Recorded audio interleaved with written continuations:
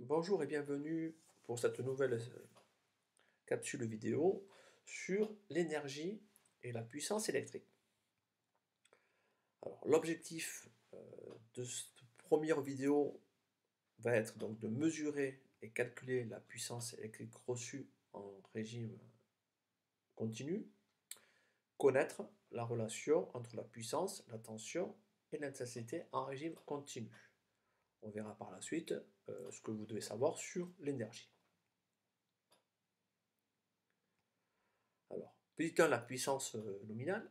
Alors, la puissance nominale de l'appareil est la puissance qu'il absorbe quand il est alimenté sous sa tension nominale, c'est-à-dire la tension normale de fonctionnement. Sur tous les appareils électriques, la puissance nominale est indiquée sur sa plaque signalétique. Alors, exemple d'une plaque, donc on a pris une plaque signalétique d'une lampe à UV. Alors, vous avez différentes informations électriques, en particulier la tension nominale en volts, V, que vous retrouvez donc ici, donc 220 240 volts. Nous avons également la fréquence F en Hertz, qui est donc ici de 50 Hertz. Et nous avons ensuite, ce qui nous intéresse dans cette séquence, la puissance en watts, W, donc, que vous retrouvez ici donc, pour 36 watts.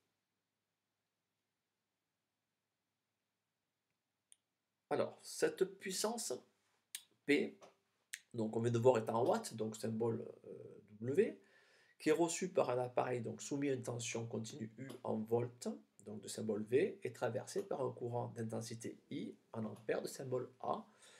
Et cette puissance est donnée par la relation P est égale à U fois I. Donc la puissance est égale à la tension multipliée par l'intensité.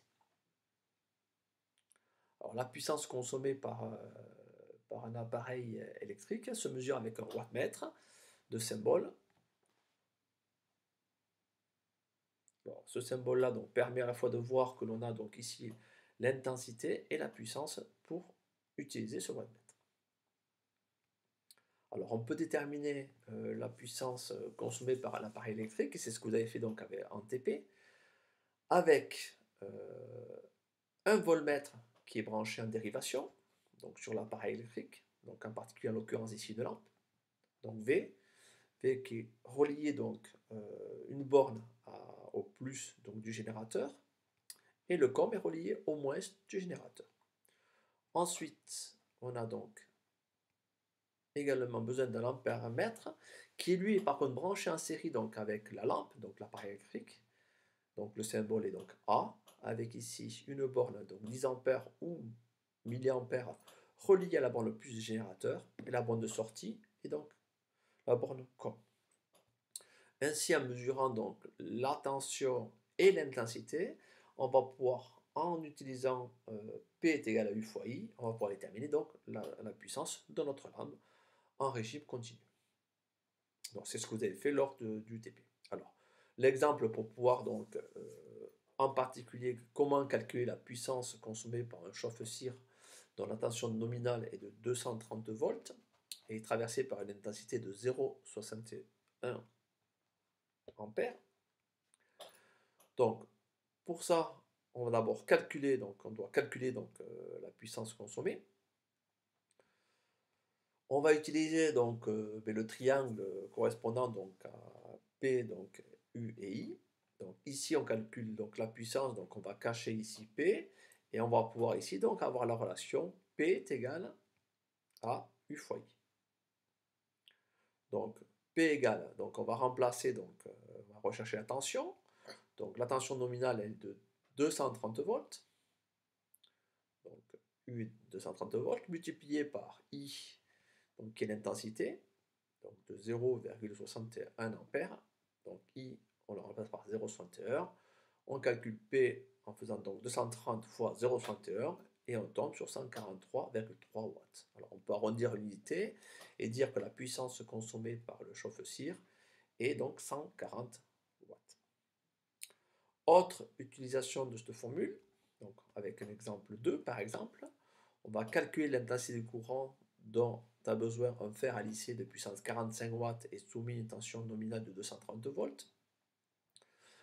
Donc pour ça, on va utiliser donc de même donc, pour calculer l'intensité du courant. On va donc utiliser ici de même donc, le triangle. On va cacher ici ce que l'on calcule, c'est-à-dire l'intensité. Et ainsi, on a la formule qui nous donne I était donc égal à P sur U. Donc on va remplacer, donc, on va calculer donc, la puissance donc, P par sa valeur. Donc la puissance dans le texte, on voit qu'elle est de 45 watts. Donc on remplace P par 45, divisé par la tension nominale qui est ici de 230 volts, donc U 230 volts. Si on fait le calcul, I va être approximativement égal à 0,20 ampères.